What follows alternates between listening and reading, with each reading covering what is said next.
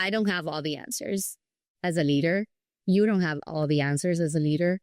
You don't have all the answers as a colleague, as a collaborator. How can we come together, but also be responsible for the decisions that we make? Hey, it's Nikki, Llewellyn Gregory, and you're on Gut Plus Science. You're in for a fast-paced, storytelling, action item-rich leadership growth experience. I hope you make this podcast a habit. I consider it a leadership mentoring tool. Learning together makes us better together, and that is how we change the world around us. Let's get to it. Hey, it's Nikki back on Gut Plus Science. So at PeopleForward Network, we believe high performance starts with alignment, true alignment to various things, so many things like culture, personal meaning, the work experience, like how we actually do our work every day, our strengths, the list goes on. And today's guest is a master at helping teams do just this, align people and organizations for meaningful work experiences. Anadel Alberti is the founder of Audaciously Authentic and has spent nearly a decade guiding leaders to communicate better, trust at a deeper level, and ultimately perform higher together with their teams. In this conversation today, we're going to discuss how, which, all those things sound amazing, but how do you do it? And then how they're linked to these incredible results that come from doing these things of alignment. So welcome, Anadel. I'm so excited to be with you today. I'm curious. I'd love to start with, what does team alignment mean to you, or how do you define it?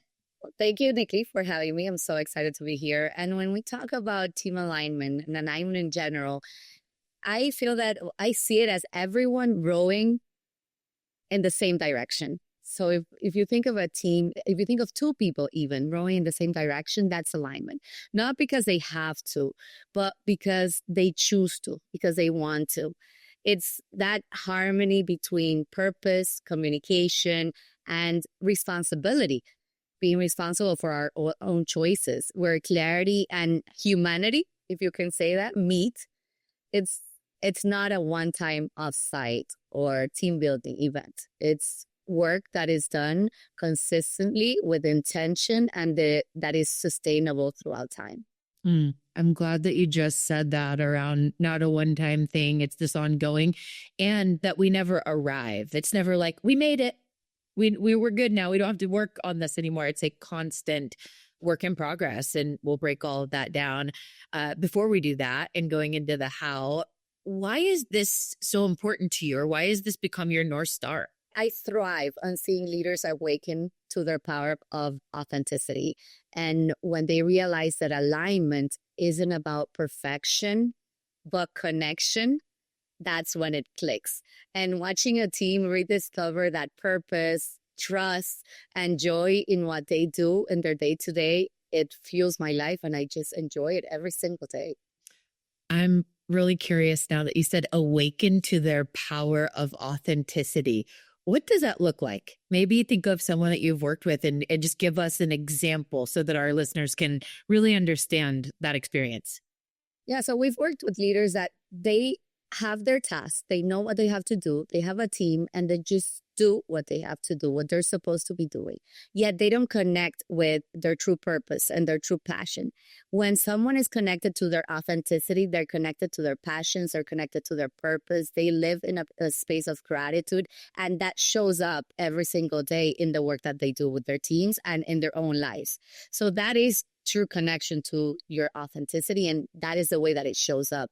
And we've worked with leaders that once they find that passion, once they connect to their own passion and purpose, then they are able to just share it with their teams, and they keep on moving and growing as a team. Oh, so much alignment with the way I think about the world.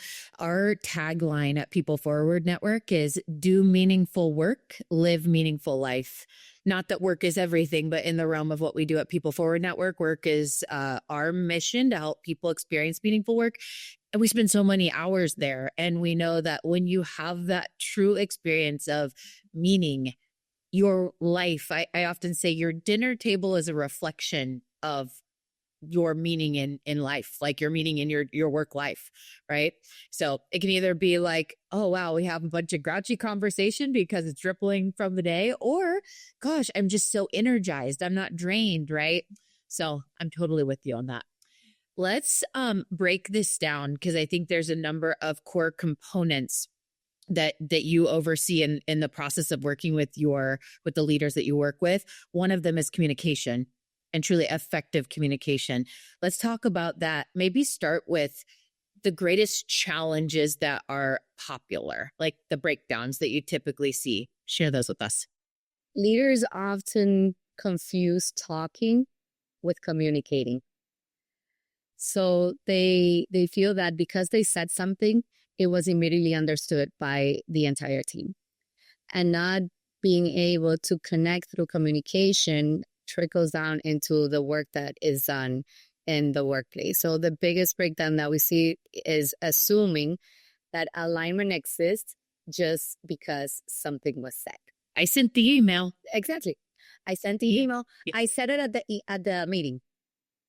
I told you while we were drinking coffee, walking in the parking lot.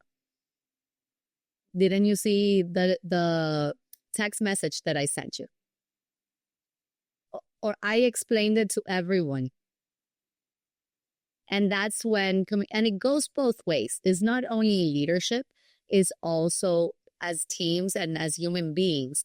Do we really ask the questions that we need in order for us to have the answers? Are we assuming, which is something that as human beings we tend to do? So leaders, because they're in a leadership position, are the ones that should start by saying, you know what, did you get it? Did you understand what I said? Do you need clarification? And go from there. There are different tools that we can talk about, but there's one in particular that is very easy for a leader to communicate better, let's say, and it's one that is called the clarity loop. So how am I clear when I'm communicating with others? And at first what is the intention? What's the intent behind this message that I want to give to the team? If I have clarity over that, then I move on and I give that message, right? Once I give that message, then I am able to give them the tools to interpret. I open the floor to questions if they need to ask questions, and then we move on to the impact that message can have in the entire team.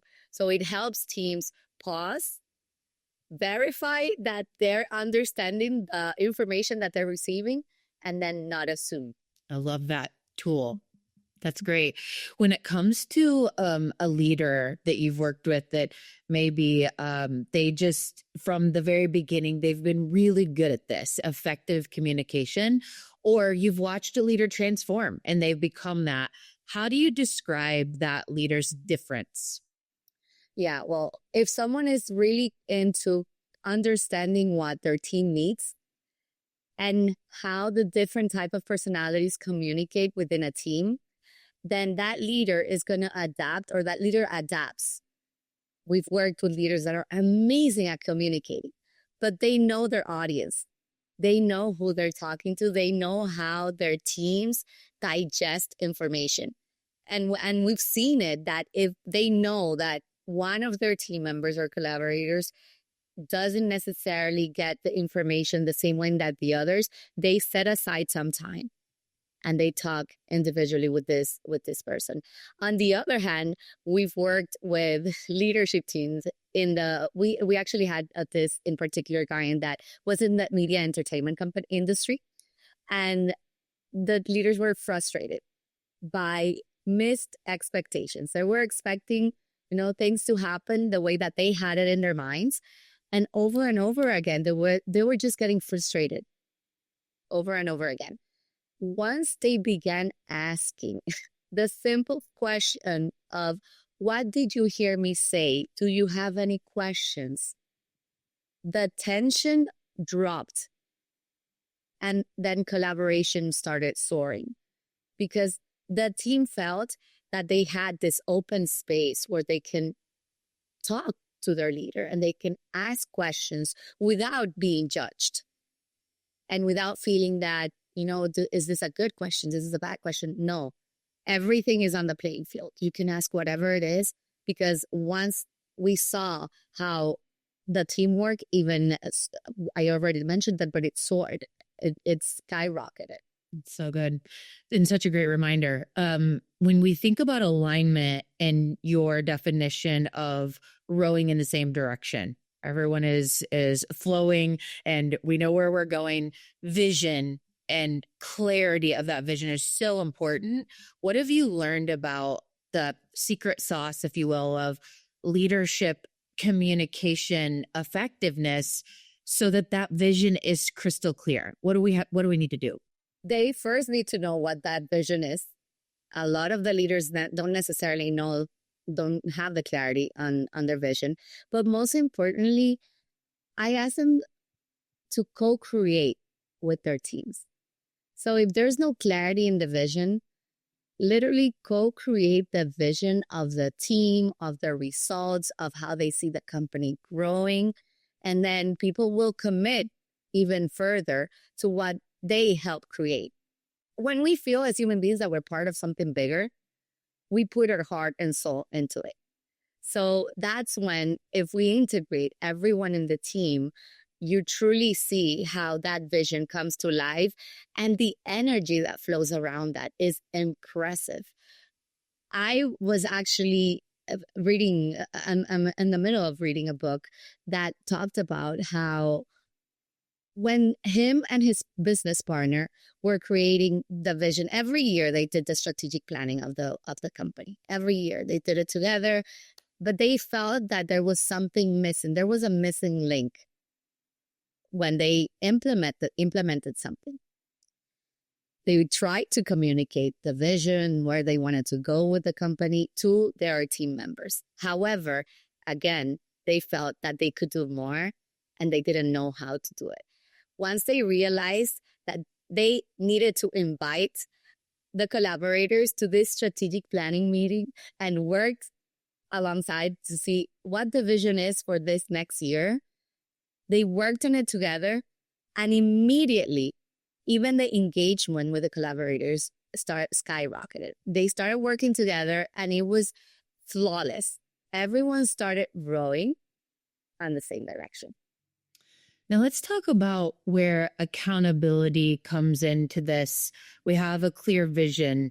We have people that are co-creating with that vision and feel invested because they have meaning in the why of the company and where the company is going. The team accountability. So we're all doing our part. First of all, how do you see accountability? Like what is your definition of that? And then what does that framework look like to do it well? True accountability is ownership with empathy. So owning your decisions, owning what you're responsible for, and then having empathy for others and their decisions and their vision and their way that they do things. It's not about blaming. It's about co-responsibility and leaning forward. I don't have all the answers as a leader. You don't have all the answers as a leader. You don't have all the answers as a colleague, as a collaborator. How can we come together, but also be responsible for the decisions that we make? How are we being true to the teamwork that we're doing and being here? And then in terms of the framework, okay, that looks like this. But the framework that we use is, we call it the 3 C's. So it's clarity. Again, it shows up in every of the aspects that we talk about in alignment. So clarity on what we're talking about and how we're doing things. How do I operate? How does my team operate? The commitment, so that's the second C. The level of commitment in each one of us. So we already know we're not creating expectations out of nowhere. If you know that your team is operating at certain level, then in order to hype up that commitment, we need to have that clarity, bring them on board to that canoe or whatever, or ship or whatever we're rowing. Commit to this project, to this thing that we're working on together. And also the third C is consequence. there are consequences in our actions, in how we respond, in our own levels of responsibility. And we should know and choose to learn more about how we, every time we commit to something, our level of commitment is going to have levels of results. So if I'm fully committed, if I have clarity, if I'm fully committed, then I know that the outcome that we're going to get is the best outcome at that moment in time. And when all these three are transparent, then accountability feels empowering and not punishing. Yeah. The thing that came to mind is like growth oriented. It is to help me. It's kind of like that shift of learning feedback is a gift. Feedback is not negative. Feedback is to help me grow. Accountability is to help me grow, where we all know where we're going and we want to stay on track with that. And I want to do my part, and it feels empowering. Yeah. I like that. Yeah. And again, it all comes down to how committed I am to my team and the work that I'm doing.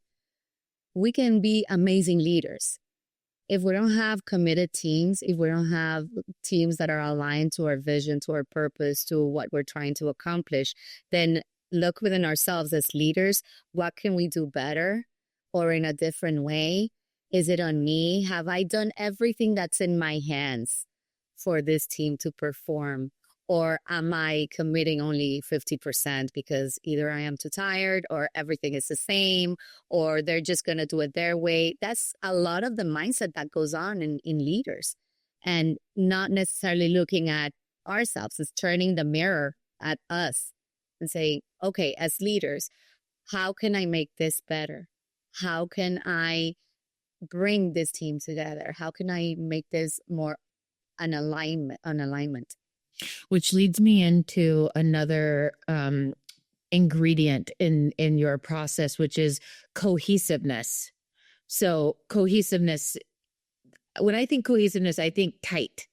Like we're tight, we are close knit, we're collaborating. How do you see cohesiveness, and what's typically missed in this section that you help teams overcome? Boy, we can go to that North Star that you mentioned at the beginning, like a North Star canvas. We're not going to have cohesive teams if we lack cohesiveness as human beings. So this cohesiveness blends purpose, it blends values, and that collective impact that we can create. When we work in a cohesive way, we know each other. And I'm not saying that I know the name of my coworker's dog. Maybe I do, maybe I don't. But you have this going on. I know that you're going through this. How can I help you so that we work together in a cohesive way and make this project come alive? From that passion, that purpose that is moving me forward, shared values that we have as a team, I know that I can help you from my place to then become more cohesive and to then get results as a team. So that cohesiveness is not only, okay, I'm working together and we work. Something that we hear a lot is we're like a family, which, it's a catch-22 right there. It's like it can go both ways. Yes, you can be a family, but sometimes with family, we're not open. With family, we're not as transparent because we might be afraid of what are they going to think, or I'm going to hurt their feelings. It's coming from a place, I understand your values. We're clear in the values that we share. We're clear on the purpose that we need to accomplish. So let's do this together. Mm-hmm. The thing that kept coming to mind as you were talking is truly in relationship. Because even if you're a family, like you said, I always kind of cringe at the family at work thing. I'm one that I don't love that, but I want to feel very close to my team, but I have different, feelings about that word at work. So we all have our ways of looking at it. But I think many times what we overlook in the workplace is relationship building skills, not just for sales, not just for growing the business, right? But for all people to truly learn about each other. And that might be just fun exercises, icebreaker type things where we truly get to know each other and what makes us tick, or like different assessment tools that, oh, I get why you respond that way, or why you ask a lot of questions, or whatever those things may be, because we spend time prioritizing helping each other build deeper relationships. And I think the highest opportunity is a leader truly having a relationship with their team member, when we really understand them beyond the title, behind the workplace. Like, who are they everywhere else, right? Love that there's more talk about this. I would love to see engagement statistics change, but there's more talk than ever around whole human at work, right? Bring your whole self. And we have to have relationships with each other. It's not just the one hat that we put on when we're at work. It's really understanding the whole human, getting to know each other. And you just mentioned one word, human, is bringing humanity to the workplace and not transaction. We understand that we have numbers to hit. We do. And that is something that we've been seeing more and more as companies that, okay, how do we navigate the fact that we are investing so much in training, let's say, in technical skills, so that my leader continues to grow in their role, but not necessarily focus so much on the human skills, on the soft skills that we talk so much about, on knowing who they truly are, on knowing who my team is. You mentioned assessments. You mentioned, okay, what type of assessments? Are these psychometric evaluations?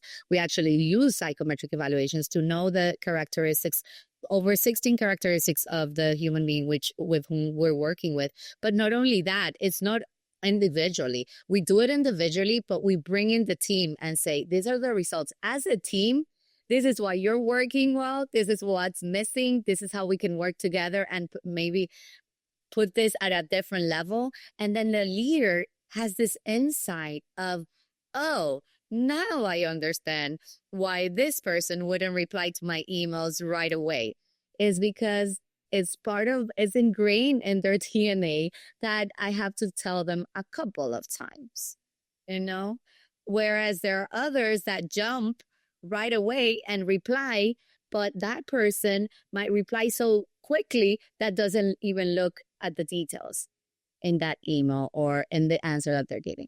So it's very important that we come in as leaders and really know. And again, not only do wait for an offsite or work for a training that gives us an icebreaker where we can know each other. It's how can we strategize and create a whole plan, of how do we get to know each other? Maybe that's once a week. We did this program at a company that was exhale moments. So they had exhale moments where they went to talk to someone just because they needed a breather, and they said something about themselves, something that the other person maybe didn't know about them. And then the entire team started to learn things about each other that they didn't even know. That's cool. About each other. So they started connecting. Yeah. Yeah. At a different level. Right. At a different level. Right. Right. Not just like, oh, I put my work hat on. It's like getting to know the human behind just the skills that they bring to the workplace. Yes. Yeah. So trust is a huge component in anything with relationships, right? We're talking about relationships. No one that's listening to this episode right now would say, oh, we can overlook trust. Trust is so important. But what is your take on trust? What if you think of building trust and really the lens that you see it in, or how to do it? Like, what's your unique take on that? Well, again, when we talk about repeating things and doing things over and over again, that's trust. Trust is built through consistency. And my actions, while I'm being consistent with my actions and the way that I act as a human being, as a leader, as a friend, as a partner, as a mother, doing that with consistency is going to build trust with the other person that's receiving something from me at that moment in time. And it matters. In moments that matter, when we're consistent, and we say this, for example, if I'm going to say something as a leader to one of my team members, and I am consistent about, this is what we're going to be doing, these are the rules. For example, something as simple as, remote work. These are the policies. But with you, I'm going to give you an extra push or whatnot for a reason that it can be whatever reason, because that person has a different reality. If we do that in an open setting, in the sense that there is communication, we do it consistently throughout the team, then they're going to understand that, okay, now I know the reason why. Now I know context of why this is going on. It doesn't have to be grand gestures, right? To build trust. It's follow through and being present. So once we're being consistent in building that trust, in walking the talk, right? And following through and being present, the other person immediately is going to say, okay, I can trust this person. But if I'm wibbly wobbly and I'm jumping from one thing to the other and I'm always changing my mind, then trust is going to immediately go down. And that person is going to say, okay, but you said this last week. Why are you saying this week? Why are you acting this way? And it happens with all relationships. So if we were to want to accelerate trust, or a practice that we can, let's say, do, is first having transparency and curiosity, right? So leaders who openly say, I don't know, but let's figure it out together when asked the question, they build faster trust than those who pretend that know everything. 100%. And that's something that just recently, working with a CEO who had lost trust in their team, right? And he didn't know why. What had happened? And when we did insights interviews, not everyone, but the biggest variable was, the biggest answer was, he thinks he knows everything. So we just stay quiet.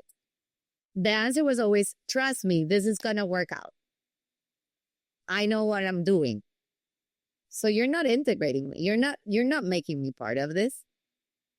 And then we started to rebuild that trust. Because we were doing that work, when it came time it was this year, there were layoffs in the company, in the organization.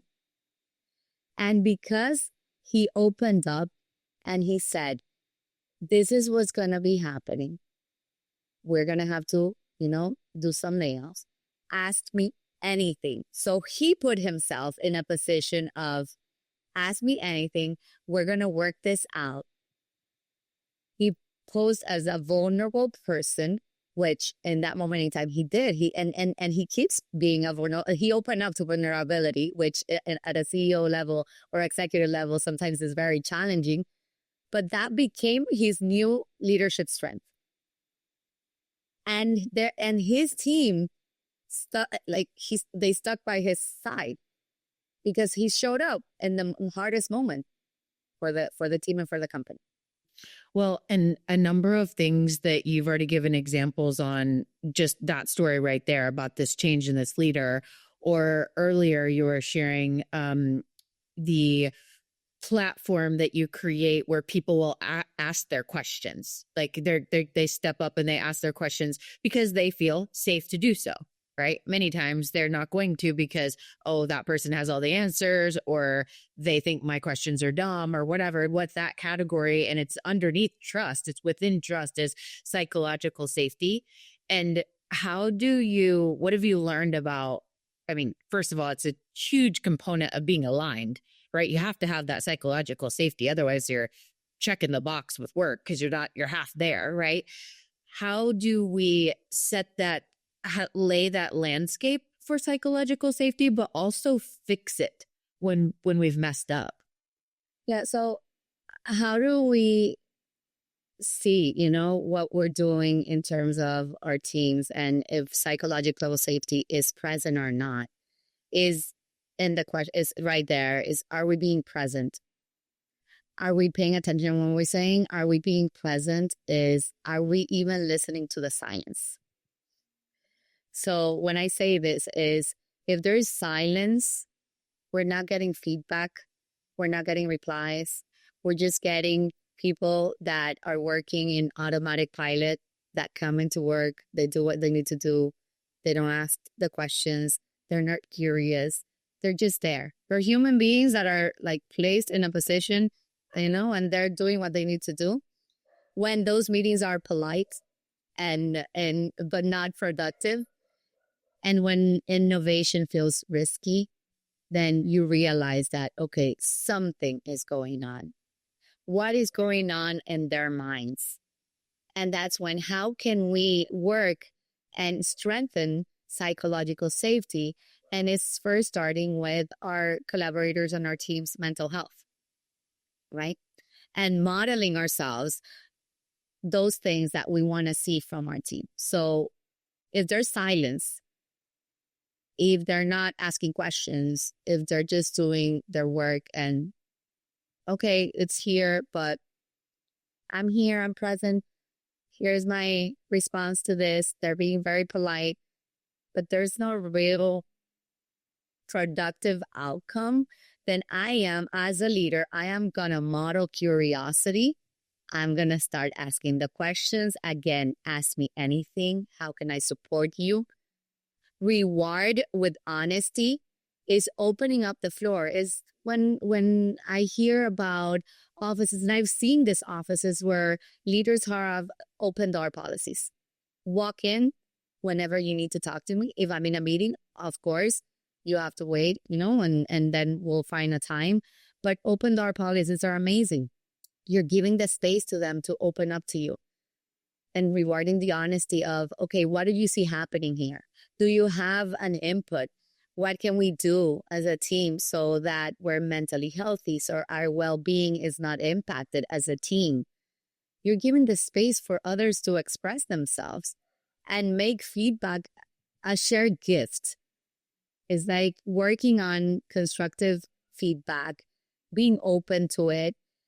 We have to understand, and this is something that comes back to everything else that we've talked about and since we started this conversation, that we as human beings bring unconsciously what we have been growing up with since we were kids.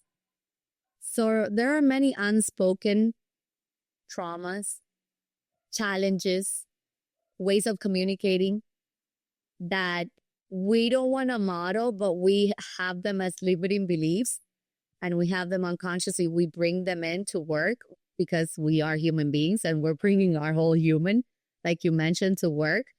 So opening up and being able to be vulnerable and as a leader, strengthen our team in that sense and being present, making them feel that it's not a threat, right? It's not a threat that you don't tell me something. Is I'm here physically, emotionally, and mentally. And that, in terms of modeling and everything, comes down to, okay, am I being truly present? Asking myself, again, as a leader, am I listening? Am I doing active communication? And that means putting my phone down. That simple act of shutting everything off and paying 100% attention to that human being in front of me or to my team gives a major trust and helps even the collaborators, the teams, increase their mental health just because they know that they can trust and then they're in a place that they feel safe. Yes. Yes, yes, and yes. Something that came up for me in what you shared is my reminder that unlearning is almost as powerful or maybe more, I don't know, as learning. And when we do that as a team, as part of our culture, when you had said something about traumas that we bring, right? And they may not be here, right? But we have that in the back of our head or whatever. And until we work through it and unlearn that so that it doesn't feel like this trigger gets me there, right? It is so important. We talk about it on our team all the time. So I just wanted to point out that when you can be a leader and a team that can help each other unlearn those things, it's just, there's a lot of power to that. Well, this has gone so fast. I want to talk real quick before we head over to our lightning round about your executive forums. You do these monthly. I think you said that's an open invitation. You invite new people in. Can you share a little bit about that? And then we can link out so people can go look it up. Yeah, we bring in there's executive forums. We do them monthly, and they're open to the public. Whoever wants to sign up, they just sign up, and we send them the information. We usually bring in leaders and top executives that talk about different topics in different scenarios and from different industries. And if it's not, then we share relevant information for how everything is going in terms of running your business or leadership or alignment, organizational well-being, leadership development, and on all of this data that we gather, we see from case studies that we do or insights that we get from other CEOs and other executives that are seeing, and we just share them with the participants and assistants, and we open up the floor to questions. We open up the floors for insights as well to see what others are seeing in their own organizations. So it is a very dynamic space. Awesome. Well, thank you so much for the invite. And listeners, go take a look at the upcoming calendar. I will too. And we'd love to hang out more with you, Anadel.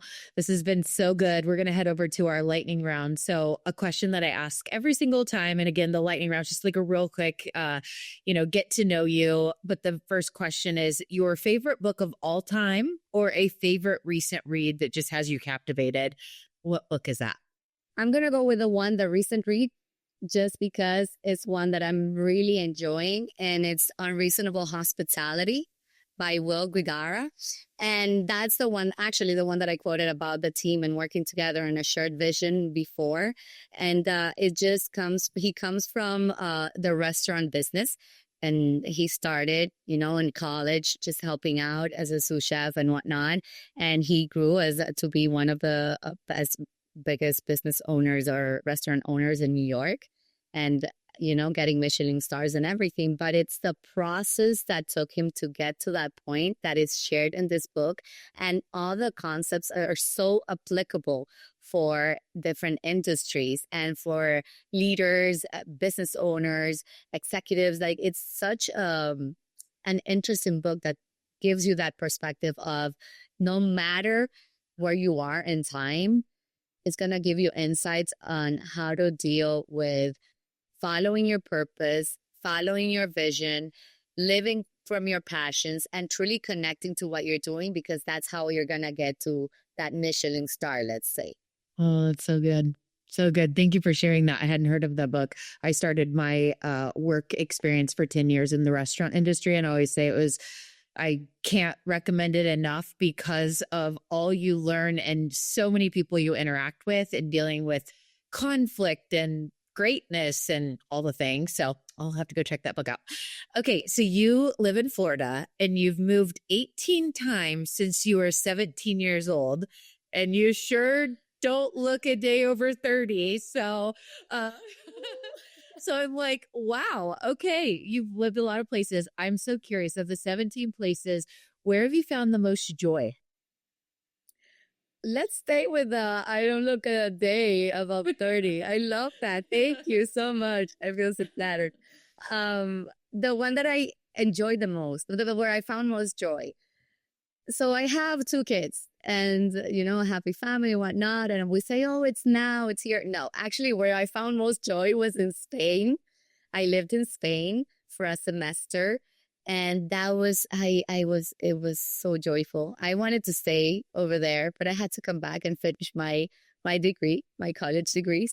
So I came back, but it's a place that I have very close to my heart, and I go back whenever I can. And now the plan is to hopefully soon to go with my kiddos. I went with my husband, and then just take them and enjoy, and for them to live what I, what we lived and experienced, and why I love it so much. I want to share it with them. The culture there will call your soul. There's something. Oh, yeah, I am with you. And then, okay, of the 17 or of the 18 moves, I feel like I got that backwards. Age 17, you moved 18 times. There we go. What has that taught you, the move journey? Like, what's the key theme of learning? So for me, it's been navigating with different cultures and getting to know people from all over the world, I have been blessed enough to study with people from all over the world, then going to Spain and also in an international program. It was with people from all over the world as well, and staying connected with them, and then living different cultures, learning that everyone communicates in a different way, that no matter that we're from a same place, our ways of dealing or connecting with others is completely different, and just navigating through that also change, right? So moving 18 times and having to deal with change is something that I bring in now to organizations, and to my own life. When I see my kids growing up, when I see changes that we need to do within the family dynamics, it's okay, we can do this. There are ways that we can do that, and seeing that in other people and how they navigate different situations in their lives. That's something that I saw and I've seen every time I've moved to a different place. Such a great reminder, such a good anchor. And what is your secret to being a present mom, entrepreneur, Uber driver, puppy trainer, passionate traveler? Like, what's your secret? There's no secret. It's just being, a matter of being, not necessarily doing. And when I catch myself doing too much and not truly being present for myself and for the people that I'm serving, and that could be being around my kids or my husband or my family or my clients or our team, is just, okay, let me stop and breathe. So there is no balance. There are some times that I can tell you, it's, I do have this thing that I learned years ago, and I always share it with everyone. And is, even though we come to this world alone, right? We come by ourselves. We are surrounded by a tribe. We are surrounded by people that many times we might think, oh no, they have too much on their plate. If we ask, we have people that are going to be there for us. So I rely a lot on my tribe. I rely a lot on my community. I rely a lot on my teams. And it's going from there and trusting the process and understanding that I'm not going to do it all. It's just, it's going to happen when it's going to happen. And I do work on prioritizing. So I prioritize. And sometimes that means that it's 100% focus on family, and work might have to wait or be done little by little, or the other way around. Sometimes it's focused on work, and then everything else, then I get support from, my husband, my family members, my friends. And we're a community, right? I built that community, and I think that has been the secret, if we were to say one thing. I love that. And by the way, if you're getting ready to take your next Uber, Anadel really won't be your Uber driver. She just earlier was sharing, she's like, half the time, as a mom of my 2 kids, I feel like I'm an Uber driver trying to balance all the things in life. And so we were throwing that in to be funny. But this has been so great. If anyone wants to connect with you, Anadel, if they have a direct question or just want to connect with you directly, what is the best way to do that? Yeah, they can actually connect with me through LinkedIn. If they look for me, Anadel Alberti, they can connect with me through there. And I'm the one that replies to her direct messages. I don't have someone, because I do believe in connection. I do believe in human connection. I do believe in being, there for people, and I will reply. So it's going to be.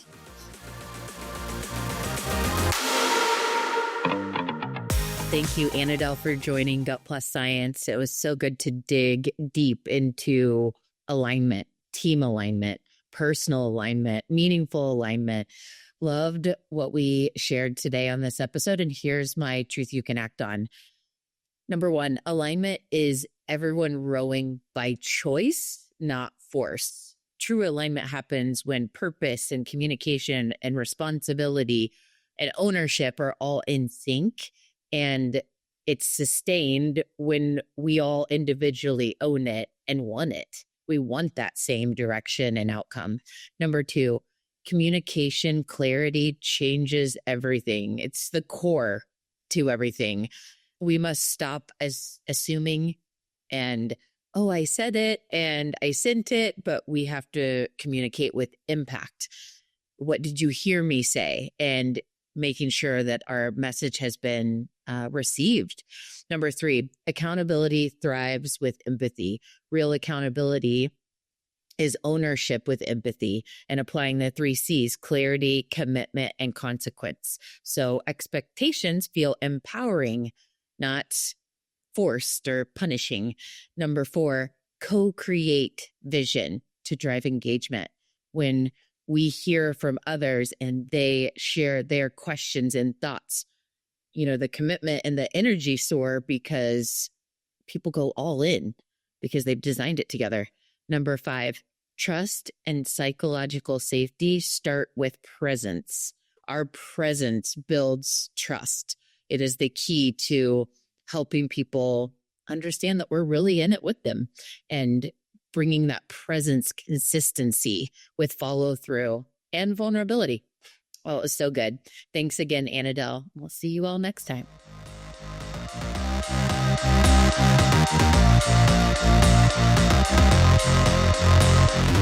We just left the world a little bit better. Now, go do something with it.